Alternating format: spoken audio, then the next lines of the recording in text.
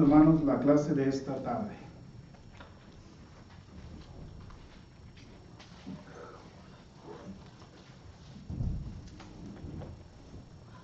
Y también, hermanos, por los hermanos que se encuentran de viaje. No está nuestro hermano Raúl, nuestra hermana Margarita y su familia están de viaje, entre otros hermanos. Y los que no pudieron estar acá, pues Dios sabe las razones. Si es por enfermedad, pues Dios les ha ayudado para que se recuperen. Aconteció después de la muerte de Moisés, siervo de Jehová, que Jehová habló a Josué, hijo de Nun, servidor de Moisés, diciendo: Mi siervo Moisés ha muerto. Ahora pues, levántate y pasa este Jordán, tú y todo este pueblo, a la tierra que yo les doy a los hijos de Israel. Yo os he engendrado, como lo había dicho a Moisés, todo lugar que pisare la planta de vuestro pie, desde el desierto y el Líbano hasta el gran río Éufrates, toda la tierra de los heteos, hasta el gran mar donde se pone el sol, será vuestro territorio. Nadie te podrá hacer frente en todos los días de tu vida. Como estuve con Moisés, estaré contigo, no te dejaré ni te desampararé. Hasta ahí la lectura, hermanos. Dios bendiga su palabra. Acaba de morir, hermanos, un gran hombre de Dios, un gran líder. El hombre, hermanos, que se encargó de obedecer a todos y cada uno de los mandamientos de nuestro Dios para que pudiera libertar al pueblo de Israel. Fue Moisés, hermanos, quien se encargó de ir ante Faraón y demostrar, hermanos, el poder de Dios por medio de él, por medio de las 10 plagas. Dios, hermanos, muestra su amor con mano poderosa y liberta a este pueblo y lo lleva, hermanos, a una tierra mejor. Una tierra, hermanos, que fluye leche y miel. Una tierra próspera. Una tierra, hermanos, donde habría de tener todo y no les habría de faltar absolutamente nada. Este es el deseo de Dios, hermanos, que tiene para su pueblo. Este es el deseo de Dios, hermanos, que tiene para Israel. Que tenga lo mejor y que no le falte nada.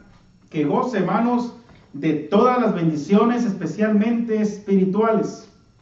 Nosotros, al igual que Israel, somos su pueblo santo. Somos, hermanos, ese pueblo adquirido por Dios. Somos esa nación santa. Así lo enseña el apóstol Pedro en su capítulo 2 y versículo 9. Y al igual que Israel, hermanos, Dios desea lo mejor para su pueblo. Por eso, hermanos, en esta tarde, el tema le he titulado: ¿qué desea Dios para nuestras vidas? Dios, hermanos, siempre ha deseado lo mejor para su pueblo. Podemos tratar, hermanos, este tema y alargarlo como no tienen una idea de todo lo que Dios deseaba para Israel y cómo Israel fue renuente, fue rebelde y no obedecía, a pesar, hermanos, del poder de Dios, a pesar cómo les mostraba de una y de otra manera su poder. Dios deseaba lo mejor, que depositaras toda su confianza en Él, que Él era un Dios vivo y verdadero, poderoso, hermanos. Sin embargo, Israel, hermanos, no lo hizo. Bueno, ¿qué desea Dios para nuestras vidas? ¿Qué deseaba Dios, hermanos, para el pueblo de Israel? Simplemente, hermanos, lo vamos a manejar en 3 puntos en el resto del tiempo que nos queda, si el tiempo no lo alcanza. Número 1, hermanos, que tengamos una relación sincera con Él. Dios desea, hermanos, que tengamos una relación sincera con Él. Es verdaderamente importante que usted y yo entendamos el deseo de Dios para nuestras vidas.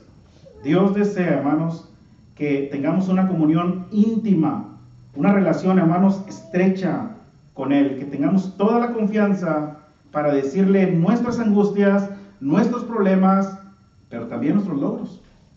Dios desea, hermanos, que le digamos: gracias, Padre, que reconozcamos que lo que tenemos es gracias a Él, gracias a su amor y a su misericordia. Dios desea, hermanos, que tengamos ese tipo de relación con Él, porque somos, hermanos, porque somos una familia. Dios es nuestro Padre, nosotros somos sus hijos, Y como tal, Dios espera, hermanos, así como de padre a hijo hay una buena relación, o debe de haber una buena relación, y debe el hijo, así como llega con el padre para decirle cosas serias que están pasando con su vida, Dios desea, hermanos, que nosotros hagamos lo mismo con él. Que no nos aislemos, que no nos mantengamos aparte, que estemos en una estrecha comunión, hermanos, con él, porque somos una familia. El apóstol Pablo, ahí en la carta a los Efesios, en el capítulo 2 y verso 19, después de establecer la iglesia allí en Éfeso, en su segundo viaje misionero, una iglesia, hermanos, de gentiles, vienen a formar parte del reino espiritual de Dios, vienen a formar parte de ese plan de Dios de redimir a todo el hombre. Les dice, hermanos, a partir del verso, Efesios capítulo 2, y a partir del verso 19, así que ya no sois extranjeros ni advenedizos, sino conciudadanos de los santos y miembros de la familia de Dios. Y como familia de Dios, hermanos, desea que estemos en perfecta unidad. La familia de Dios, hermanos, la iglesia, aquellos que hemos obedecido al plan eterno de Dios, aquellos que hemos obedecido a su evangelio y aquellos que somos parte de la iglesia, debe haber una perfecta unidad.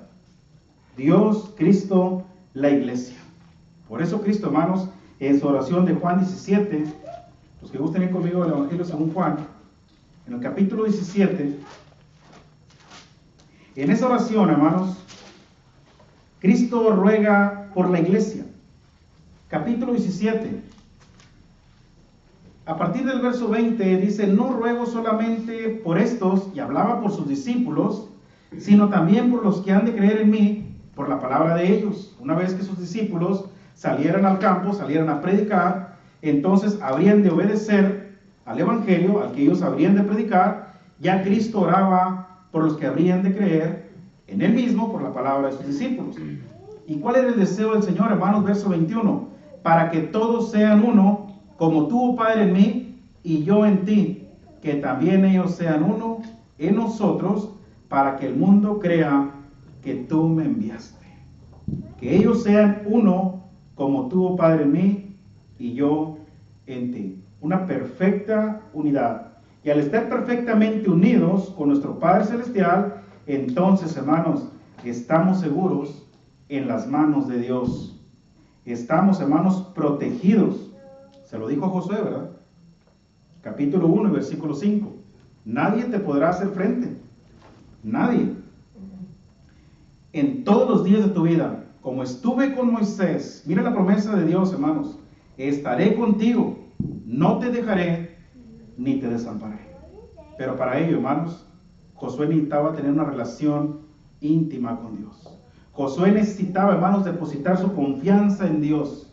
Confía en mí. Así como estuve con Moisés, así como trabajé con Moisés, en la posición en la cual estás, ahora estaré contigo. Estaré contigo, no te voy a dejar en ningún momento. Necesitaba, hermanos, Josué tener una relación sincera con Dios. Y fue tanta la relación, hermanos, que Josué comenzó a crear con Dios, que cuando llega al capítulo 24 y verso 15, dice Josué, mi casa y yo serviremos a Jehová. Fue tanta, hermano, la relación que depositó su confianza plenamente en Dios, que estas palabras le motivaron a llevar adelante, hermanos, la gran tarea de introducir al pueblo de Dios a esa tierra prometida. Una gran tarea, y este hombre, hermanos, lo pudo hacer con la ayuda de Dios porque depositó su confianza en Dios, porque creó una buena relación sincera con Dios. Dios estaba, hermanos, atento a sus peticiones. Lo que se necesitara, Dios estaba atento a su oído, tenía su oído atento a las peticiones de Josué. Este es el tipo de relación, hermanos, sincera, que Dios espera de la iglesia. Que Dios espera de usted y de mí. Que le digamos a Dios cuáles son nuestras angustias. Que le digamos cuáles son nuestros problemas. Que le digamos cuáles son nuestras adversidades. Que le digamos a Dios qué es lo que nos inquieta. Con cuáles son nuestras luchas. ¿Con qué estamos peleando? ¿Con qué estamos luchando? Digámoselo a Dios, hermanos. Digámoselo a Dios. Dios, hermanos, tiene su oído atento a su pueblo. Dios está atento a su pueblo y va a escuchar las oraciones. Edward ha sido testigo, lo ha experimentado, cómo Dios ha escuchado las oraciones de su pueblo, de sus ruegos, y cómo Dios ha intervenido en todos y cada uno de los casos de este lugar. Gracias a Dios, hermanos, porque escucha nuestras oraciones. Gracias a Dios porque confiamos en un Dios vivo y verdadero y que está ahí, hermanos, para escuchar nuestras plegarias. Gracias a Dios por ello. Así que, cuando llegamos al Nuevo Testamento y la iglesia, hermanos, es establecida, vemos que los pensamientos de Dios siguen siendo los mismos. Porque Dios, hermanos, no cambia. Dios es ayer, es hoy y será mañana. Y por los siglos de los siglos. Dios, hermanos, no habrá de cambiar nunca. Jamás, hermanos. Y en Juan capítulo 19, Evangelio según Juan, capítulo 19,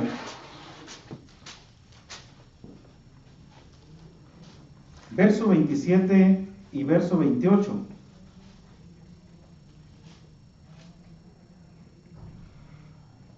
Evangelio según Juan, verso 27. No es el texto, hermanos. Pero, perdí el texto. Pero Juan, aquí, hermanos, está hablándole a sus discípulos y le está diciendo, hermanos, que la promesa del Padre es que si están en su mano, nada las habría de arrebatar. Mis ovejas, dice, oyen mi voz y yo las conozco. Y ellas me conocen. Eso es lo que está diciendo el texto anterior. Y el texto que quería leer dice, cuando están en mis manos, nadie las arrebata. Están 100% cuidadas. El deseo de Dios, hermanos, sigue siendo el mismo. Sigue protegiendo las mismas palabras que le dijo a Josué, estaré contigo todos los días hasta el fin del mundo. No te va a faltar nada, son las mismas que menciona en Mateo. Capítulo 28, versículo 20, al final del texto, le dice a sus discípulos, yo estaré con vosotros todos los días hasta el fin del mundo. Nada habrá de cambiar. La promesa de Dios, hermanos, sigue siendo la misma. Sigue ofreciendo la misma protección a su pueblo. Por eso los discípulos, hermanos, cuando escucharon estas palabras del Señor, antes de ascender al cielo, pudieron llevar adelante la obra. Pudieron salir de ahí, hermanos, con una fe muy en alto, muy firme, confiados en que no estaban solos. La tarea era grande, habría de iniciar, hermanos, el trabajo espiritual, habrían de establecer la iglesia, habrían de enseñar a la iglesia a perseverar, habrían de inculcarle esa fe a la iglesia. No era fácil, hermanos, no era nada fácil, mas sin embargo confiaban en las palabras del Señor, que les dijo, yo estaré con ustedes todos los días hasta el fin del mundo. Hermanos, hasta el día de hoy, día con día, el Señor va a nuestro lado. El Señor, hermanos, está con usted y está conmigo. Está con su pueblo, está con la iglesia. Y lo habrá de estar hasta que Él decida venir por segunda vez. Hasta el último momento de nuestras vidas. Porque es una promesa de Dios. Por eso el profeta Daniel, en el capítulo 12, versículo 44, cuando promete el establecimiento del reino, dice Daniel, hermanos, que el Dios del cielo habría de levantar un reino que no sería jamás destruido. Hablaba de la iglesia. Y no sería jamás destruido, hermanos, porque estaría en sus manos. Él lo habría de proteger. Este es el deseo de Dios, hermanos, que tiene para su pueblo. Estas eran las palabras, hermanos, que motivaban a los discípulos, a aquellos grandes hombres de Dios. ¿Qué tanto nos motivan a nosotros, hermanos, estas palabras para hacer su voluntad? Porque son palabras, hermanos, con promesa, son palabras fieles y verdaderas, y son para nosotros también. Él ha prometido estar con nosotros cada día de nuestra vida. ¿Cuántos creemos verdaderamente a esto? Amén. Y yo espero, hermanos, que así sea. Si el Señor me está diciendo que estará conmigo, no estoy solo. Así que cualquier adversidad, cualquier problema, cualquier inquietud que yo tenga, yo debo tener la confianza. Yo debo tener, hermanos, esta relación sincera con Dios para decírsela, para exponérsela, exponer delante de Él, hermanos, todo lo que está pasando en mi vida. Yo no sé por qué problema esté usted pasando, pero Dios sí, y espera que las exponga delante de Él. Expóngalas, dígaselas, dígale sus inquietudes y espere la respuesta de Dios. Créanme, Dios tiene su oído atento a sus peticiones. Escucha a su pueblo, escucha las plegarias de sus hijos. Tanto, hermanos, tanto que debe estar nuestra fe y nuestra convicción puesta en Dios, y esa sincera relación que debe haber con Él, hermanos, que si le hemos fallado, tengamos la confianza de decírselo. Si hemos caído en pecado, tengamos la confianza de decírselo. No lo ocultemos, hermanos. No ocultemos el pecado, no ocultemos nuestra falta. Vayamos delante de Dios y digámosle: Padre, te he fallado, te he faltado. No he hecho lo correcto delante de ti. Estoy batallando con esto, estoy batallando con aquello y otro. Expóngale qué es su problema. Esta es la confianza que debe de haber, hermanos, de parte nuestra y con nuestro Dios. No crea que Dios no va a escuchar, no crea que no va a poner atención a lo que le vamos a pedir. No, hermanos, Él sabe perfectamente por lo que estamos pasando. Es más, si queremos ocultar nuestro pecado, Dios ya lo sabe. Dios sabe por lo que estamos pasando. Por eso, hermanos, es importante que confesamos nuestro pecado, que la pongamos delante de Él. Cuando pecamos en contra de la iglesia es diferente. Pero si pecamos, hermanos, y solamente Dios lo supo, vayamos a ponernos a cuentas con Dios. Él sabe perfectamente, hermanos, que le hemos fallado. Él no puede ser burlado. Y si algo le agrada a nuestro Padre, es que le confesemos, hermanos, aún nuestros pecados, cuando sabemos que le hemos fallado. Por eso, hermanos, no solamente desea que tengamos una relación sincera con Él, sino también, hermanos, número 2, que reconozcamos nuestras faltas. Y el problema no es tanto que fallemos. El problema, hermanos, es que no tenemos el valor de reconocer nuestras faltas. Y queremos, hermanos, siempre culpar a alguien más. Siempre, por lo regular. Y este problema, hermanos, lo podemos ver desde el principio. Esto fue, hermanos, lo que hicieron Adán y Eva. Dios, hermanos, al crear al hombre, deseaba tener una relación sincera con Él, que estuvieran perfectamente conectados. Era su mayor creación. Tenía al hombre puesto en un lugar perfecto. Le creó un huerto para que no le faltara nada. Y estaba a su oído atento a lo que necesitara. Pero el hombre falló. El hombre falló, hermanos. Y Dios esperaba que Adán reconociera su falta. Dios esperaba, hermanos, que Adán reconociera, que actuara como debería de haber actuado, pero no lo hizo. Tristemente, hermanos, no lo hizo. Que expusiera delante de él su pecado, pero no fue así. Vaya conmigo a Génesis capítulo 3. Era tan simple, hermanos, la orden, tan simple, pero Satanás, hermanos, aún en cosas así se mete para destruir el plan de Dios. Ese plan perfecto que había hecho desde el principio. Génesis capítulo 3. Y el que lo tenga, léalo del verso 8 al verso 13. Y oyeron la voz de Jehová Dios, que se paseaba en el huerto al aire del día. Y el hombre y su mujer se escondieron de la presencia de Jehová Dios entre los árboles del huerto. Mas Jehová Dios llamó al hombre y le dijo: ¿Dónde estás tú? Y respondió: Oí tu voz en el huerto, y tuve miedo, porque estaba desnudo y me escondí. Y Dios le dijo: ¿Quién te enseñó que estabas desnudo? ¿Has comido del árbol del que yo te mandé no comieses? Y el hombre respondió: La mujer que me diste por compañera me dio del árbol, y yo comí. Entonces Jehová Dios dijo a la mujer: ¿Qué es lo que has hecho? Y dijo la mujer: La serpiente me engañó y comí. Gracias, hermano.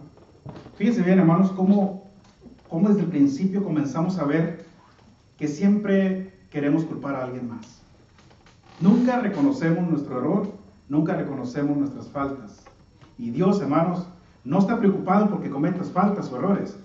A Él le preocupa que la reconozcamos, que tengamos el valor suficiente para exponerle delante de Él. Él quiere que le tengamos confianza. ¿Dónde estás tú?, le preguntó Adán. Dios sabía, hermanos, perfectamente en dónde estaba, sabía lo que había hecho, y dijo, tuve miedo y me escondí, porque estaba desnudo. ¿Y quién te dijo que estabas desnudo? ¿Comiste del árbol que te dije que no comieras? ¿Fue así? Reconócelo. ¿Fue así? Y si fue así, vamos a arreglar el asunto. La mujer que me diste me dio, y yo comí. Ya presentó su excusa. Y va con la mujer y le dice, ¿qué es lo que has hecho? Dios sabía lo que había hecho. Esperaba una respuesta lógica de ella, pero tampoco la hubo. Esperaba, hermanos, ver arrepentimiento en ellos, peso de culpa, pero no lo hubo. Dijo, la serpiente me engañó y comí. Ok. Hermanos, por eso no hubo una solución ahí, porque no hubo un arrepentimiento genuino. No reconocieron su error, no reconocieron su pecado, se dieron cuenta que le habían faltado a Dios y no tuvieron el valor para decirle, Padre, te fallamos, te desobedecimos. La orden fue muy simple y no lo hicimos.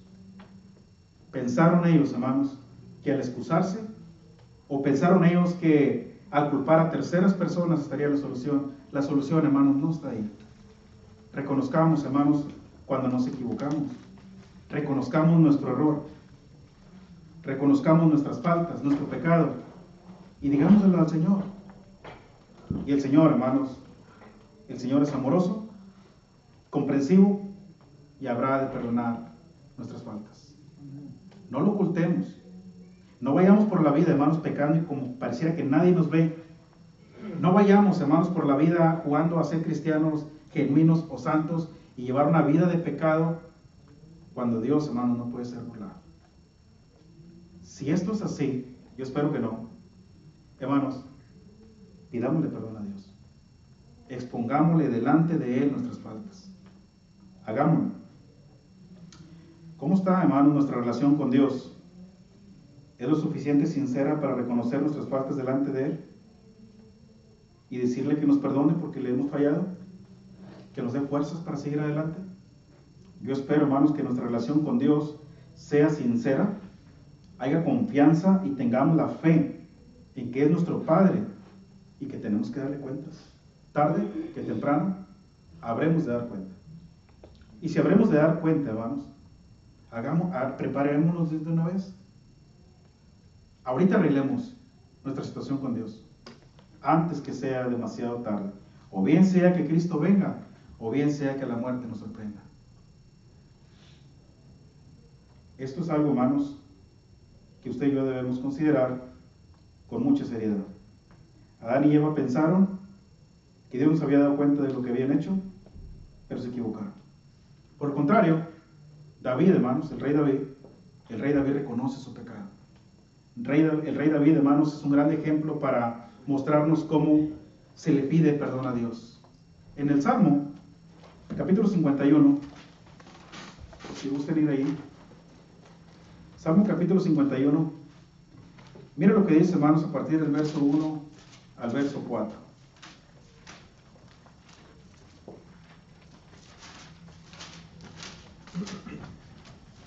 Léalo, hermanos, si lo encontraron. Ten piedad de mí, oh Dios, conforme a tu misericordia, conforme a la multitud de tus piedades, borra mis rebeliones. Llévame más y más de mi maldad y límpiame de mi pecado, porque yo reconozco mis rebeliones y mi pecado está siempre delante de mí. Contra ti solo he pecado y he hecho lo malo delante de tus ojos, para que seas reconocido justo en tu palabra y tenido por puro en tu juicio. Gracias, hermano. Ten piedad de mí, oh Dios, comienza diciendo David, hermanos, conforme a tu misericordia, conforme a la multitud de tus piedades, borra mis rebeliones. Lávame más y más de mi maldad y límpiame de mi pecado. David reconocía, hermanos, que se había equivocado. Reconoció el grande pecado que cometió delante de Dios y cae de rodillas ante el Padre y le dice: perdóname, Señor. El pecado está delante de mí. No se sentía a gusto, hermanos, seguir adorando a Dios cuando el pecado estaba delante de él.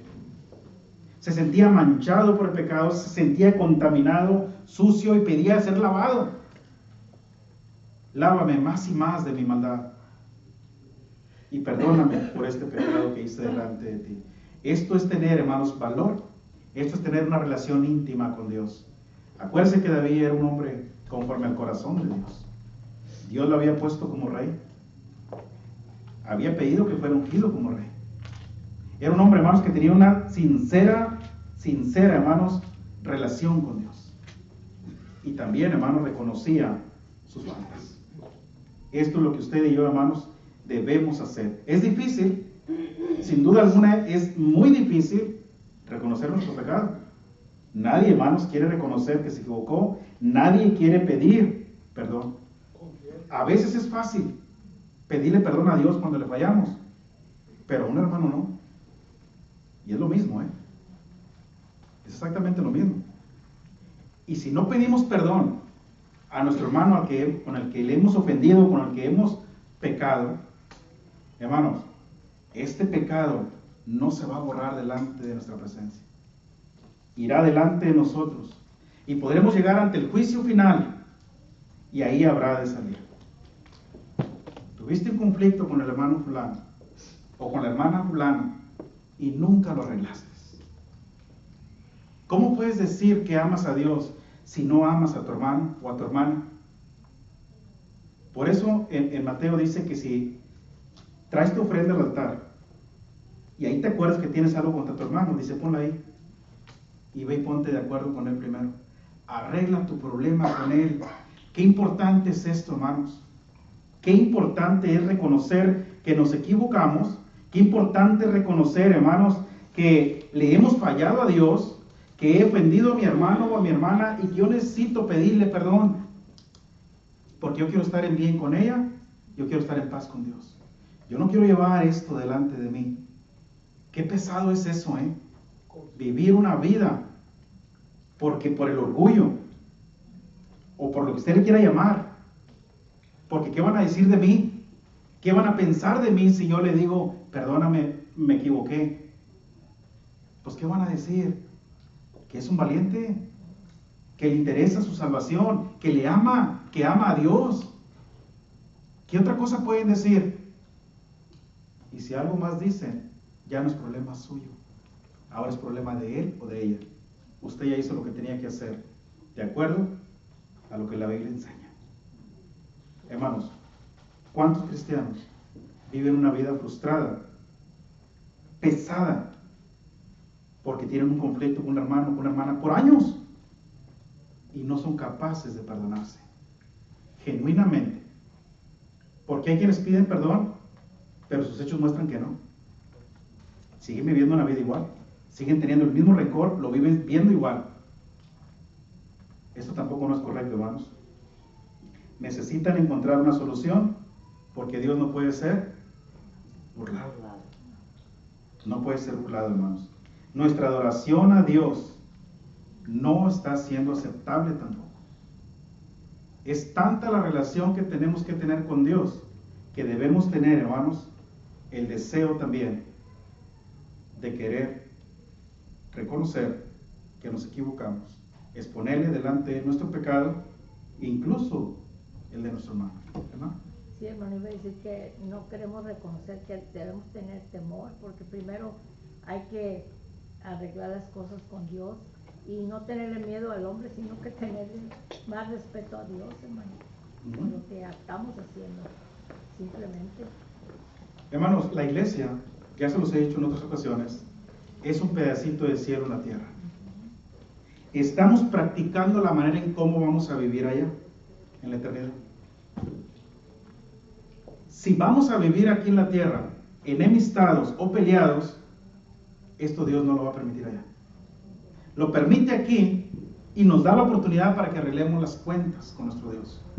Entre otras cosas, la manera de adorar a Dios, la sinceridad, el respeto, el temor, como dice nuestra hermana, cómo se le debe adorar a Dios en espíritu y en verdad, es una práctica para cuando Cristo venga por su pueblo, por su iglesia, y la lleve entre las moradas eternas, podamos entrar sin ningún problema.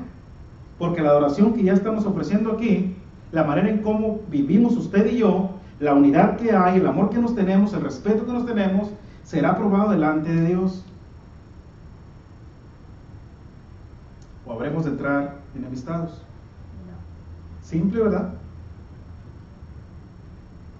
Y cuando dos hermanos se pelean, ¿el padre no está a gusto? ¿Se siente incómodo? Ver que su propio hermano no le dice al otro buenos días o cómo has estado, pasa por un lado como si no hubiera. Ese es el padre. Y desea que sus hijos se arreglen, se pidan perdón, se abracen, porque somos una familia. Y como una familia no debe de haber problemas. Debemos estar unidos, protegernos, amarnos y cuidarnos. Siempre debe ser así. No hay paz. No hay paz, no duermes. El papá, la mamá no duermen. Y vaya que estamos hablando, hay problemas más serios, entre hermanos, que se llegan a odiar, tanto que no se pueden perdonar. Qué feo es esto, San Mateo dice que 70 veces 7. No hay límite para el perdón, En el caso de Dios, hermanos, cuando mira a sus hijos que están enemistados, por eso la pregunta de Pedro fue ahí, ¿hasta cuántas veces debo perdonar a mi hermano? ¿Hasta 7? Jesucristo le dijo, no te digo hasta 7, sino hasta 70 veces 7. Y no es que lo haga las 490 veces, ¿no? Que son. Está diciendo que es siempre, hermanos. Siempre. ¿Y sabe por qué siempre? Porque se habrá de equivocar. Habrá de caer en pecado, especialmente aquellos que no son espirituales, aquellos que son niños en Cristo, aquellos que son carnales, que están en un proceso de crecimiento, se habrán de equivocar seguido. Aquellos espirituales, aquellos que ya maduraron, perdónenle cuantas veces sea necesario. Cárguele su carga. Sobrelleva la carga. Es pesado, lo entiendo perfectamente, es difícil. Pues que lo perdones 10 veces, hermano. ¿Lo voy a perdonar toda la vida? Sígalo haciendo. Sígalo haciendo. El hermano algún día habrá de madurar y le habrá de decir, hermano, te amo porque me perdonaste muchas veces, te ofendí muchas veces y me perdonaste. Sígalo haciendo, hermanos. Es palabra de Dios. Si alguno hubiese pecado, abogado tenemos para con el Padre a Jesucristo el justo. No tenga miedo, hermanos. Expóngale su pecado delante de Dios. Juan se lo dijo, hermanos, a la iglesia en su primera carta, capítulo 2 y versículo 1. Tenemos abogado para con Dios, pero tenemos que reconocer nuestras faltas. Dios siempre ha querido, hermanos, tener una buena relación con su pueblo. Se lo dijo a Isaías, hermanos, a aquel pueblo rebelde que no quería nada con Dios, que no estaba haciendo las cosas correctas. Dios, hermanos, lo invita a la paz, lo invita a arreglar el problema. Y en Isaías capítulo 1 y verso 18 le dice, venid luego, dice Jehová, y estemos a cuentas. Si tus pecados fueran como la grana, como la nieve, serán emblanquecidos. Y si fueren rojos como el carmesí, vendrán a ser como blanca lana. Pero vamos a arreglarlo. Quien invita es Dios. Póngale atención. Venid luego, dice Jehová, y estemos a cuentas. Dios siempre ha deseado la paz para su pueblo. Siempre ha querido estar en bien. Dios desea el bien para nosotros. Nosotros somos los que nos apartamos. Nosotros somos los que no queremos arreglar el problema. Y aquí, hermanos, es donde Dios respeta su decisión, pero no la va a aprobar en el juicio final. Qué triste, hermanos. Qué triste saber de hermanos que murieron y que no alcanzamos a pedirles perdón. Hermanos que se fueron, hermanos, ofendiéndonos y que no fueron capaces de pedirnos perdón. Que desearon el mal, que nos estorbaron en la vida espiritual, que pusieron todo su empeño porque no siguiéramos ya las cosas de Dios y que ya murieron. ¿Qué va a pasar? porque no tuvieron la oportunidad de pedirnos perdón, porque el problema fue de ellos.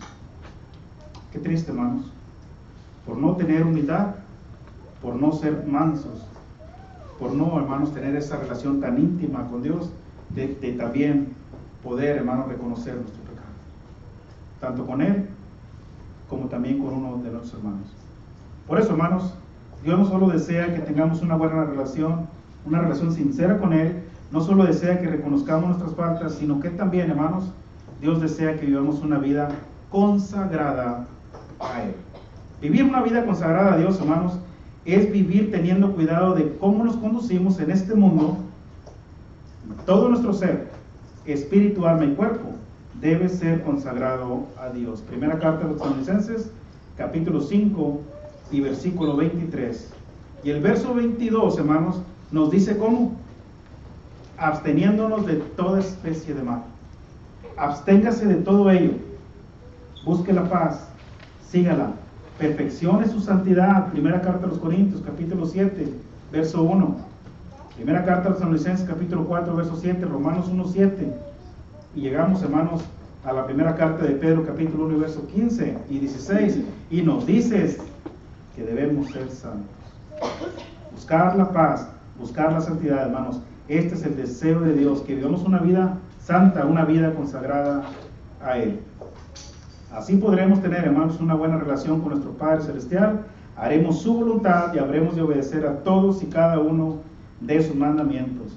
Estamos a punto, hermanos, de iniciar un nuevo año, y es mi deseo y mi oración que lo iniciemos viviendo una vida santa, consagrada a Dios, y así lograr, hermanos, tener una buena relación sincera con Él. ¿Cómo lo vamos a lograr? Limpiándonos, hermanos, de toda contaminación, de todo lo que nos estorba, y así podremos perfeccionar nuestra santidad, nuestra relación con Él. Dios es santo, hermanos, y para que podamos tener comunión con Él, debe haber santidad en nosotros. Al haber pecado, Dios no puede tener relación con nosotros. Por eso sacó a Adán y a Eva del huerto del Edén. Habían pecado y no podían permanecer más cerca de Él. Dios es 3 veces santo y no tolera el pecado. La mancha del pecado no la tolera. Y como no hubo arrepentimiento, como no reconocieron su pecado, Dios los tuvo que sacar del huerto del Edén. Es mi deseo, hermanos, y mi oración que en este 25 hagamos planes, así como los que hacemos, hermanos, porque muchos hacemos planes, ¿verdad? Pero para cosas materiales, como alargar nuestra casa, hacerla más grande, iniciar un nuevo plan alimenticio porque queremos adelgazar y queremos dar un mejor, entre otras cosas.